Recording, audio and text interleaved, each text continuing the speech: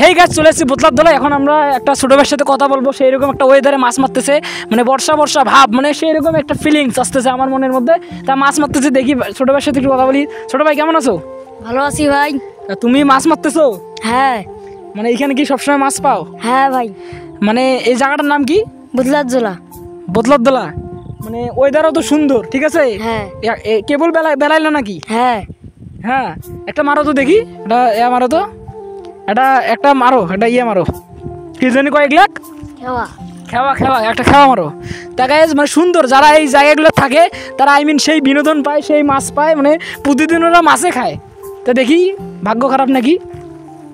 এই যে একটা ডারকিয়া পাওয়া গেছে, ঠিক আছে। এই যে একটা ডারকিয়া পাওয়া গেছে গাইজ, দেখেন এই যে একটা ডারকিয়া পাওয়া গেছে, ঠিক আছে। অনেক সময় বড় বড় মাছও আসবে, ঠিক আছে।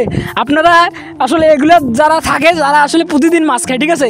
এই যে এদিকে যদি আমরা একটু দেখাই, এদিকে দেখেন জায়গাগুলো দেখেন, মানে অন্যরকম একটা সেরকম একটা ফিলিংস, মানে সেরকম যে মুরব্বি দেখতে পাচ্ছেন এখানে করতেছে, ছোটো ভাইরা মাছ মারতেছে। ধরো এই দেখি মাছগুলো দেখো তো একটু ভাই। আরে ভাই সেই রকম মাছ পাইছে রে ভাই, দেখো দেখো, পুরো সেই রকম, পুরো জিনুয়ান তত্তাজা তাজা মাছ। এই মাছ যদি রানিংয়ে রান্না করে খাওয়া যায়, মানে মানে মানে ভাত আপনি 2 বুল খাবেন, ঠিক আছে। তা তোমরা কি প্রতিদিন মাছ খাও? প্রতিদিন খাই না, মানে যেদিন মারো সেদিন খাও? হ্যাঁ। মানে সেরকম লাগে না? হ্যাঁ। মারা মাছের স্বাদ আসলে সবাই পাবে না, ঠিক আছে। মারা মাছের স্বাদ সবাই পাবে না।